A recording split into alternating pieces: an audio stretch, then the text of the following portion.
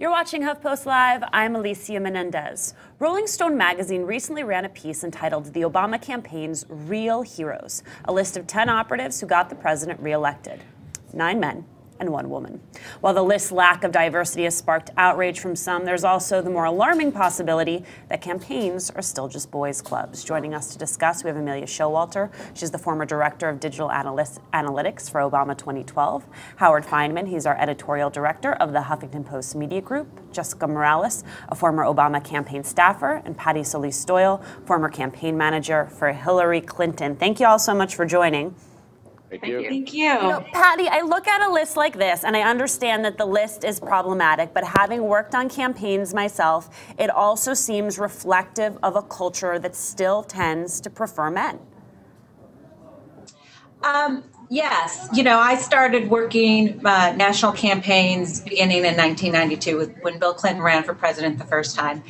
And, you know, when campaigns are run by men and the senior strategists are men, the people who are covered our campaigns tend to be men because, you know, campaigns dictate who goes out there on television, dictates who gets the credit for the latest, greatest strategy. So, yeah, I think that begins with men running everything.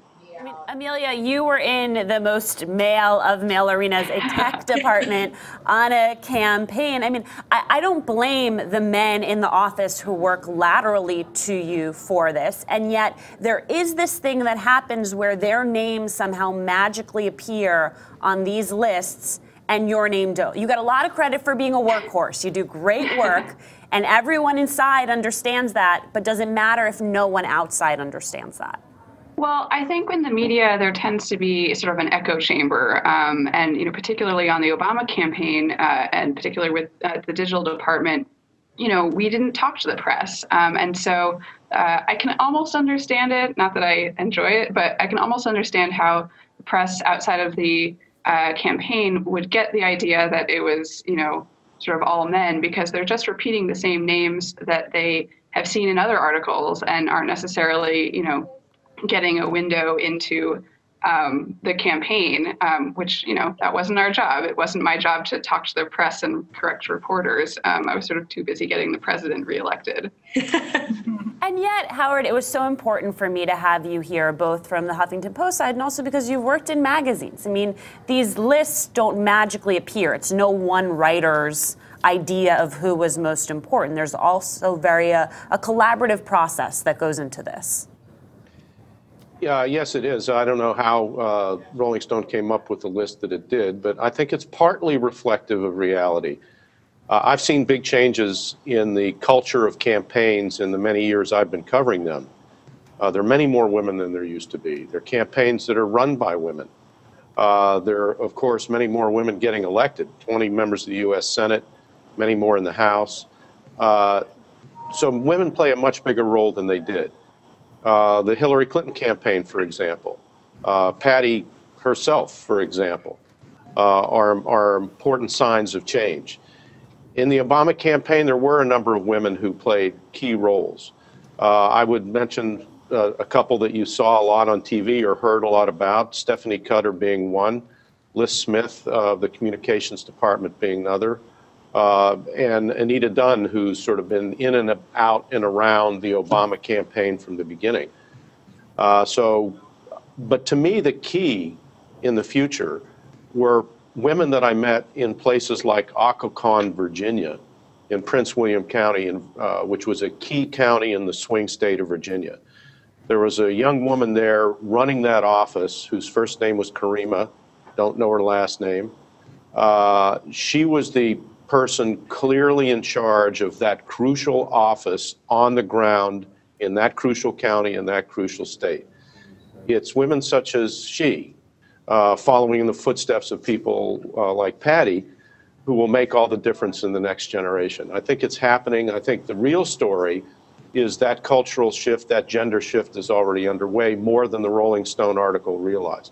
Right. I mean, Jess, there's this great list, to Howard's point, that appears on Huffington Post, 50 women who made the 2012 election. It's an awesome slideshow. I highly recommend that you go through it. And yet these names don't appear. And again, like while the media portion of this is important, I also want to talk about the fact that campaigns are structured in a way that make it very hard as women to stay in the game for a long time. First of all, you have someone like Amelia who maybe works for a long time, comes out of it, sees all these guys get credit for things that she herself was doing, and it's less incentive to stay in there. It's a long time before you make the type of salary where you can support a family on a campaign salary. I mean, moving from place to place. I mean, we already know single women are so transient as it is. What campaigns demand of you make it very hard to be a good wife and a good mother if those are things that you want to do. Definitely. And I think that that's pretty clear from what Howard said. He's seen the evolution of campaigns and, sort of being at the center of those campaigns now, I definitely see the difference too. I mean, on the campaign, I was so lucky to have really great role models at the top, like Stephanie Cutter, Jen O'Malley Dillon, and Juliana Smoot, the deputy campaign managers, Catherine Archuleta, the political director. They were really powerful, incredible women. But Jen was pregnant with twins during the campaign. It's pretty tough to think about engaging in a big personal step like that, while also trying to re-elect the leader of the free world. But I think that at some point, a lot of women have to make a choice. Either they're going to do what campaigns ask, which is give up everything, do everything, and be ready to never do anything but work, or they're going to start a family and have kids. So I think that also reflects that leadership at the top. It's women who's decided that they aren't willing to give up everything, or maybe have tried to do that and then found that their male colleagues weren't everything because they had to leave to go pick up the kids. It's definitely a cultural shift that we see changing, but needs a little bit of work, particularly in that we're re-electing candidates who are transformative, incredible figures in their own right. Yeah, I mean, Patti, how did you manage this? You have kids, you have a husband. Right. I couldn't agree more with Jess. It is a true balancing act. There's so many, areas of work are for women. But campaigns in particular are very demanding. And for me personally, I happen to have worked for, one of the greatest women in our American history, Hillary Clinton. And she made it, it wasn't easy, but she made it easier in terms of being able to go home and put your children to bed and then have the conference call at 9 o'clock at night instead of at 6 o'clock at night, which is smack dab in the middle of dinner and bedtime. You worked until 2 o'clock in the morning, but at least you have that opportunity to, took your kids in at night. And Alicia, I just want to comment also on, what you said. Campaigns do make it tough for women to be, a good wife, a good mother, but it's equally as tough for a man to be a good husband and a good father. It's a very strenuous time. It's a lot of work, but I think trust me, Patti, I know that better than probably anyone, the amount that this takes your father away from you. And yet men seem more willing to make that sacrifice, largely because in many cases they have a partner at home who's carrying the full load, who is effectively a single parent or who has a private sector job to support their campaign habit. Like that is part of it, is finding a partner who's willing to carry more than half of the load. And I think you can, sorry. Go ahead, Jess. Sorry about that, Patti. I think you see that over and over again when you see leadership and they have a wife at home. And we saw it with lots of campaign staffers. They left their hometown and their wife was the one who was keeping their house and keeping their life kind of going. And I think it's pretty interesting that we're only asking them to stay home, but we're not asking their partners to stay home and be ready to shoulder the burden of taking care of kids. I think the sort of untold story of campaigns is that behind all these great men making stuff happen is women who are really keeping the house running. Yeah, Patti, we know so much from 2008, the extent to which Hillary was demonized for her ambition. Anna Quinlan once said that there are 3 words that women get called that men never get called: feisty, opinionated, and bossy. Any of those qualities in a man, you're like, oh, what a great leader. I love that guy. I want him to be president. But somehow in a woman, all of those qualities are annoying. We saw that with Hillary, with Sarah Palin. You were not spared yourself those same critiques. No, I remember in 2008, after, Hillary had lost the nomination. And I was being interviewed by a female reporter, about the postmortem and what went wrong. And she said to me, you know, one of the criticisms about you that several of the campaign staff had was that you swore too much. And I kind of looked at her quizzically and I said, well, yeah, I do swear a lot. You know, I swear when I get frustrated. I swear when I'm happy because I, you know, come from a very sort of big, large Mexican family and I swear a lot. But I asked her, I said, would you ever ask that question of Rahm Emanuel or James Harpo, who, you know, every other word out of their mouth is a F word? I just found it completely a double standard, that coming from a woman, you know, she's perceived as aggressive and bitchy, but from a man, it's, you know, quirky and it's character. He has a lot of character. Yeah, I mean, the one thing that seems to keep coming up, Howard, is this idea that women need to learn how to be their own best advocates. It's true, you know, across sectors, but it does seem to be particularly true on campaigns, since most of the top outward-facing leadership still tends to be men, and as you said, they tend to be your sources and saying, you know, who's really the one carrying the weight. How do women do a better job of creating those relationships without jeopardizing the work that they are doing behind the scenes? Well, it can't just happen only on its own. I agree with that. As I said, I've seen big changes and changes for the good in terms of the involvement of women behind the scenes and out front on campaigns. But I think more needs to be done, and one way is networking. I think for a while there were more and more women political reporters out on the campaign trail. I'm thinking of somebody like Casey Hunt from the AP, for example, on this year's campaign. I think when there are more women out there speaking with other women, that will help change things for none. Number two, I think some women are just self-effacing when it comes to their role. For example, somebody I know well, Al Franken, the senator from Minnesota, a woman named Stephanie Shriak basically made his campaign, I think he would say. Stephanie is widely regarded as one of the best field organizers and campaign managers of our time. I don't think that's an overstatement. Patti, correct me if I'm wrong. And she's not well known. She's known on the inside, but she doesn't cultivate the sort of star status that some people do.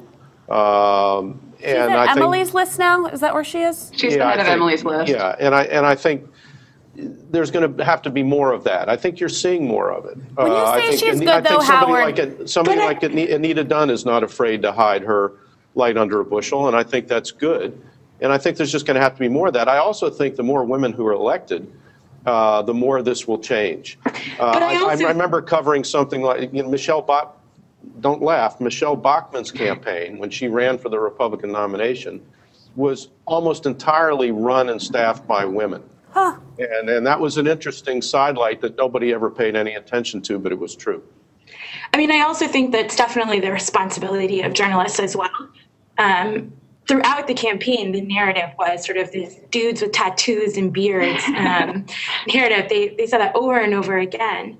And it's pretty clear that at the end, that's also been the narrative. So I think it is incumbent on journalists not to look for instance, in a Rolling Stone article, they passed over Amelia, but found her senior analyst that reported to her. So yeah, well, that was actually the Mother Jones article, and I mean that was sort of a good case because they had done, this was before the election actually, and they had done a list of little blurbs about people on the campaign, and the title of the article was "The Men Who Stare at Votes," and so the list was all men. And, you know, and as Jess said, you know, one of the men was an analyst that I had hired. And, you know, this is a good example of how it puts us in a weird position because, you know, I had 15 analysts on my team. I love them all. They were incredibly smart and hardworking people. And I don't begrudge them getting recognition. I want them to get more recognition. But, you know, if we're always kind of playing catch up, you know, and having to have a public outcry about these lists after the fact, then it's hard for us to advocate for ourselves because then it's always like we're trying to grab credit away from someone else when it would have been just so much easier if we had been, afforded the respect in the first place. I'd be remiss not to point out that as much as these lists, were not diverse as it relates to gender, they were also not diverse as it relates to race and ethnicity. And in as much as women need to get better at self-promoting, there was a lack of Latinas on the list. There was a lack of African Americans on the list. And I wonder if part of that is the way in which when you are on a campaign, you often get siloed into minority outreach. Oh, that's our Latino guy.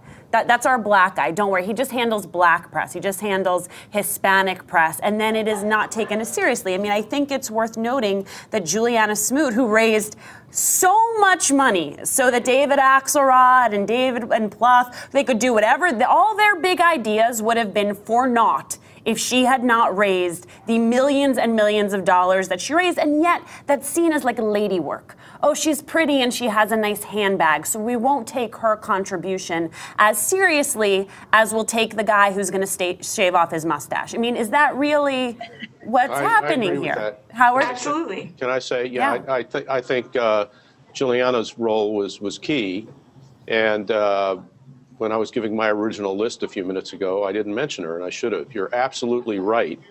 I think she is one of the indispensable players in that campaign from the very beginning. And by the way, I would say in the Mitt Romney campaign, Beth Myers, who you didn't hear that much about, was as close to Mitt Romney and as influential in that campaign as any of the people you were constantly hearing about who were doing the daily spin.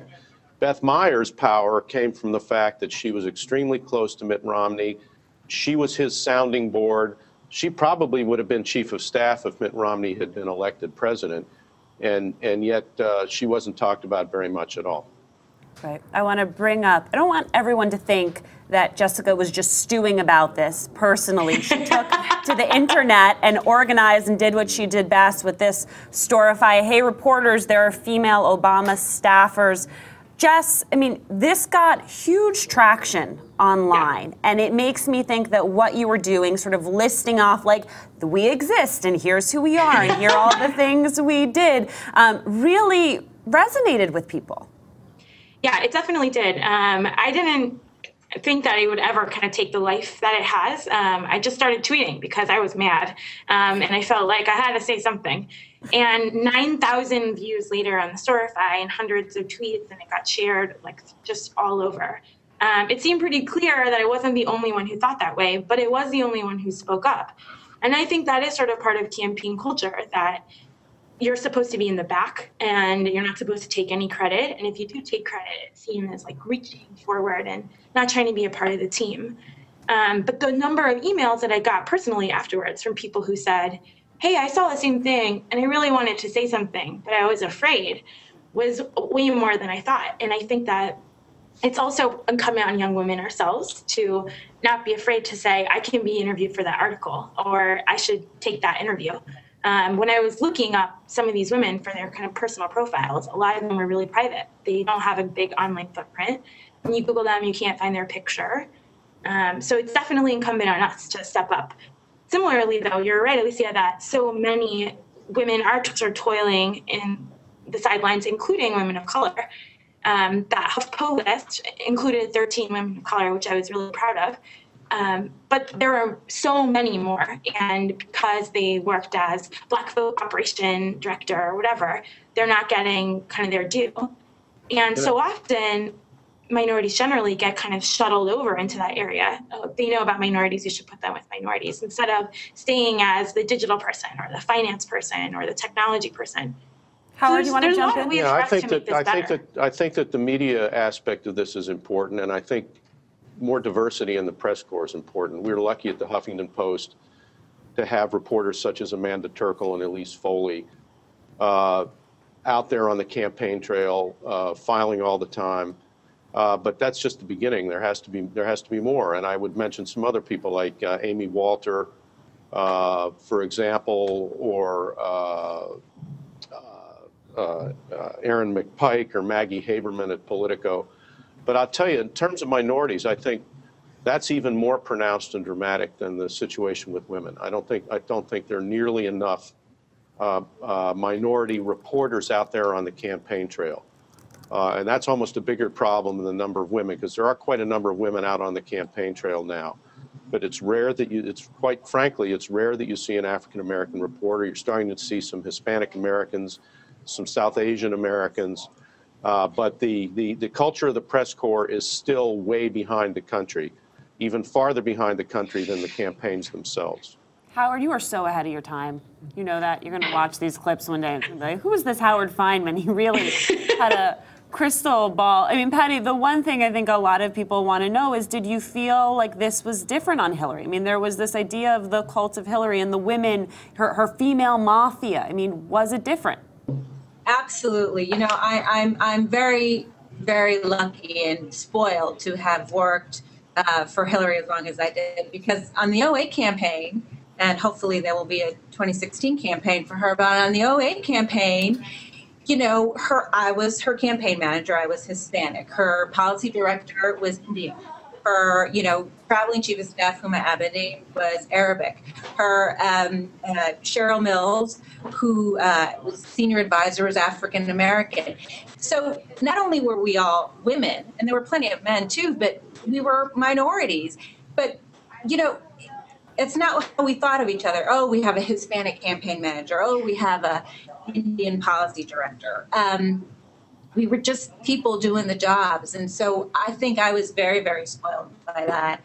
And, you know, on the Obama campaign, when I worked in 08, I had the good fortune to work with some incredible women like Jen O'Malley and Juliana Smoot, who I think the general, and Stephanie Cutter, who the general tendency is what Amelia said. You know, they were too busy actually getting the president elected to go out and promote themselves.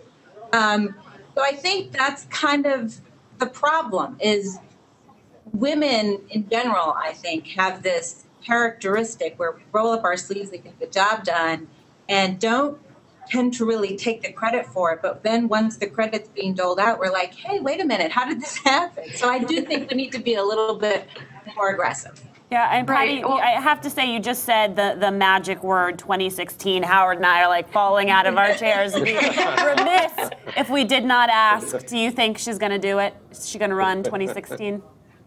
You know, I don't know. I have to take her word for it that she's not thinking about it, but I sure hope so, because I think she would be fantastic. Right. When you get the call, I want a call from you giving us the heads, Kidding. the heads up in all of this. All right. Well, you know, I don't know then. I feel like we've talked about personal responsibility. We've talked about how campaigns need to change, how the media needs to change. It really has to be, Amelia, a combined effort, it seems.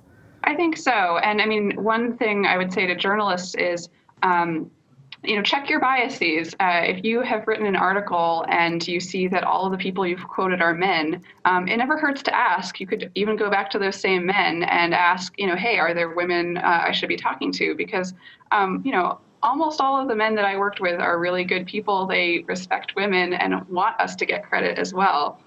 And, you know, reporters just need to remember that they can have the same biases as anyone else. I actually witnessed a photographer from a national magazine walking through the office taking background shots. And I could see this reporter kind of zeroing in on my male colleagues. And I think he just sort of wanted that perfect background shot of like, here are the nerdy looking dudes at their computers, you know, on their yoga balls. And, you know, if you're a photographer and you notice that everyone in the frame is male, but everyone outside of the frame is male and female, you know, maybe take a few more pictures. Yeah. And I know here at HuffPost Live, we make a really concerted effort to have all types of diversity on these panels, and it does help when people raise their own hands, when people have a profile that is public enough that I don't have to search for you endlessly in order to find you. I mean, I do think that's where the personal responsibility fits in. You know, going back to this list as the final note of this 50 women who made the 2012 election, this is very often how these lists happen, right? A list comes out, it is completely lacking in diversity, and then another list manifests as a reaction to it. And I need to note that this list is in the women's ghetto. It's not on the politics page. And that makes it a women's list, which is wonderful. I appreciate it. I am happy that it is there. But Howard, it's not considered equivalent if it appears this way, right? If it's a list of 50 women, 50 Latinos, 50 African Americans, it still exists apart. Let's get it on the politics page. All right. As soon as I get off this call, we'll do it. Okay. All right. Hooray! Howard, our producer Howard. wants you to know that all of the women are cheering in the control room. So you have made everyone's day. All right. I want to thank you all so much for joining us, Amelia, Howard. Thank you. Jessica, Patti, thank you all so much for your time for this great conversation. As always, you're watching HuffPost Live.